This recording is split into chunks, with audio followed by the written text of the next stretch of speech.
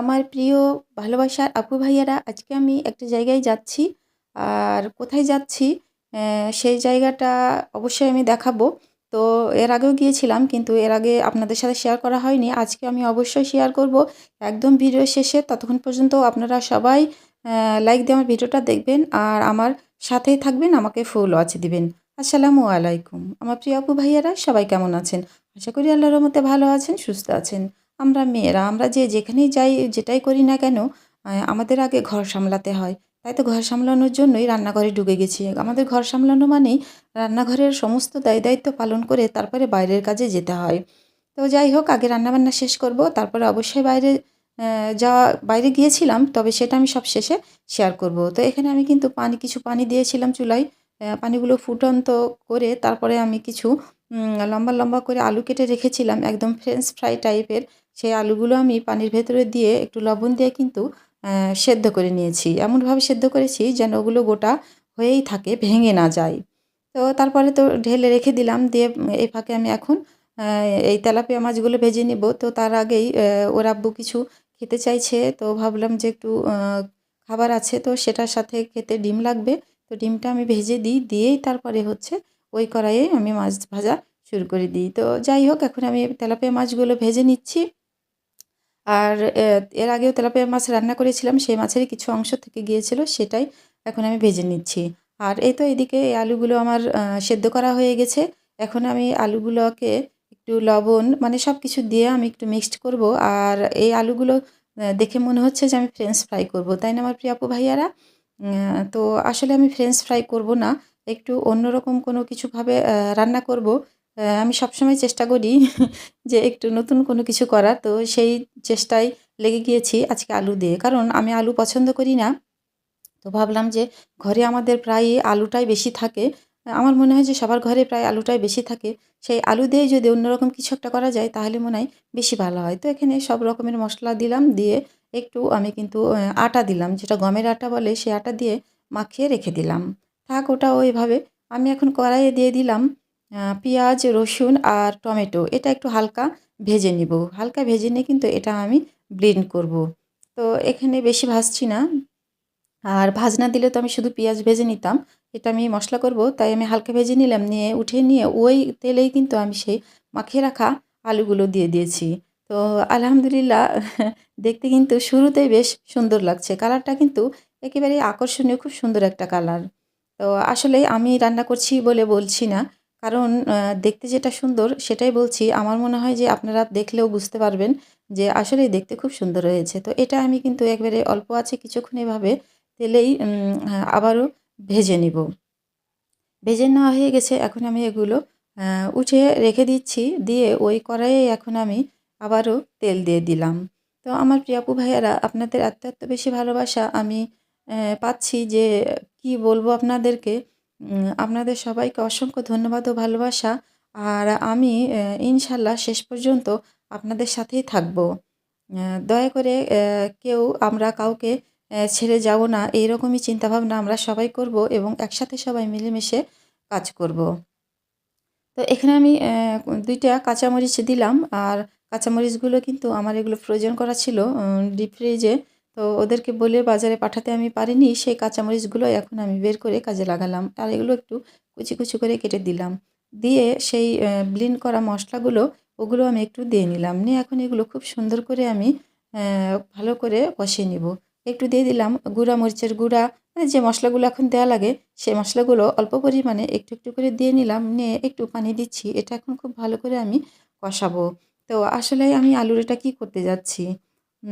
তো আমার কিন্তু আলু রান্না করা এখনো হয়নি। আমি ভেজে রেখে দিয়েছি মানেই যে আলু রান্না করা হয়ে গেছে, না আমার প্রিয় আপু ভাইয়ারা, একদমই না। আমার কিন্তু আলু রান্না করা হয়নি। তো মশলাগুলো কষানো হয়ে গেল। তো আমি কিন্তু এখানে একটু চিনি দিলাম। এই চিনিটা আসলে স্বাদ বাড়ানোর জন্য, একটা বাইন্ডিং এর জন্যই আমি মূলত দিই।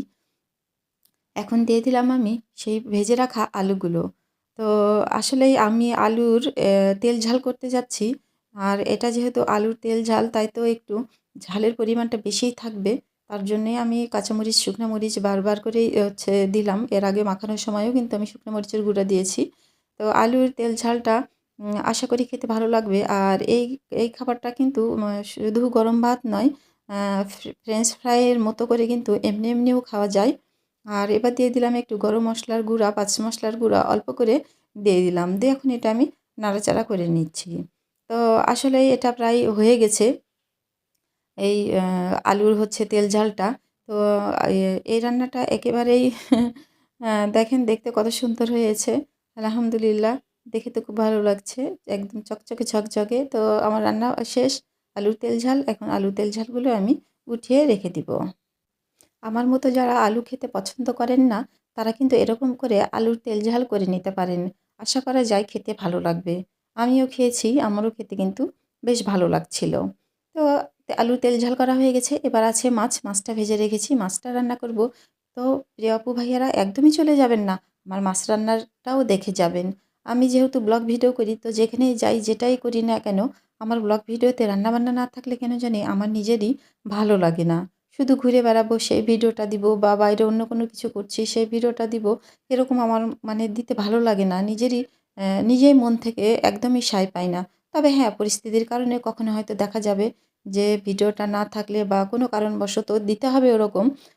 তবে ইচ্ছাকৃত আমি একদমই এরকম দিতে চাই না। কারণ আমার এটা একদমই ভালো লাগে না। আমার যেহেতু এটা ব্লগ ভিডিও, তাই তো একটু রান্নাবান্নার ছোঁয়া আমার প্রতিদিন থাকতেই হবে। তো এখানে কিন্তু সেই যে মশলাটা ব্লেন্ড করে রেখেছিলাম, কিছু অংশ কিন্তু আমি আলুতে দিয়ে আর কিছু অংশ রেখে দিয়েছিলাম, সেটাও কিন্তু আমি এই মাছে দিয়ে দিচ্ছি। আজকে রান্না করব আম মাছ। তেলাপিয়ার মাছে দিয়ে আজকে রান্না করছি আম মাছ। এবার আম মাছটা এই আ ১ম সম্ভবত খাচ্ছি। ঠিক করেছি কিনা আমার মনে পড়ছে না। তবে বেশ কয়েকবার আম ডাল করা হয়েছে। আ এ তো আসলে মনে করতে পারছি না আমি এর আগে রান্না করেছি কিনা। যেহেতু সেদিন আমি ঝড়ে যে কয়েকটা আম পেয়েছিলাম, সেখান থেকে আম আমি কয়েকটা রেখে দিয়েছিলাম। কারণ টক, টক আম এত বেশি তো আর এখন এভাবে খাওয়া যাবে না। তো সেখান থেকে আমি একটা আম নিয়ে নিব। নিয়ে এখন এই তেলাপিয়া মাছের সাথে রান্না করব। তো মশলাগুলো ভালো করে কষিয়ে মাছগুলো দিয়ে দিলাম। এটা যেহেতু অনেক বড় মাছ ছিল, আলহামদুলিল্লাহ খেতে বেশ ভালো লাগবে। তো যেদিনই মাছ রান্না করি সেদিনই আমার জুবাইরকে নিয়ে আমার বেশি টেনশন হয়ে যায়। কারণ আমি জানি জুবাইর আমার সঙ্গে খেতে বসে ঝামেলা করবে। তো ওর কথা ভেবেই আমি একটু আমও দিয়ে দিলাম, তাহলে একটু টকটক লাগবে যদি ওই খায়। আ এর আগে আম ডালটা রান্না করেছিলাম, ও খুবই পছন্দ করেছিল। তার জন্যই আজকে ওর কথা চিন্তা করে আম দিয়ে দিলাম। এখন দিয়ে দিচ্ছি সে আমার ফ্রোজেন করা কয়েকটা কাঁচামরিচ। তো আমি কিন্তু এখানে কাঁচামরিচের মাথাগুলো হালকা একটু চিড়ে দিই, যেন কিছুটা হলেও ঝালের পরিমাণটা একটু বের হয়। তার জন্য খেতে একটু ঝাল, ঝাল হলে ভালো লাগে খেতে। মাছ রান্না করা হয়ে গেছে। এখন আমি কোথায় গিয়েছিলাম সেই জায়গাটাই শেয়ার করছি। আমার প্রিয় আপু ভাইয়ারা, আমার মাটির হাঁড়ি পাতিল কড়াইগুলো আপনাদের এত বেশি ভালো লেগেছে যে কি বলব, সবাই শুধু কমেন্টস করেছিলেন। এখন পর্যন্ত আমি কমেন্টসে পাই কোনো না কোনো আপুরা আমাকে জিজ্ঞেস করেন, "আপু কোথায় থেকে নিয়েছেন? এত সুন্দর, খুব ভালো লাগছে।" তো ভাবলাম যে আমি আবারও যেহেতু মাটির হাঁড়ি পাতিলের দোকানে যাচ্ছি, তো সেটাও আমি আপনাদের সাথে শেয়ার করি। দেখেন কত সুন্দর, সুন্দর জিনিস। মানে আমি দেখে একদম পাগল হয়ে যাচ্ছিলাম।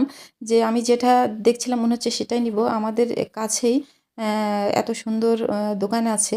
তো সেখান থেকে আমি এর আগেও নিয়েছিলাম। আর আজকেও এসেছি। কিছু কেনাকাটা করব। সেটা আগামী ভিডিওতে অবশ্যই শেয়ার করব।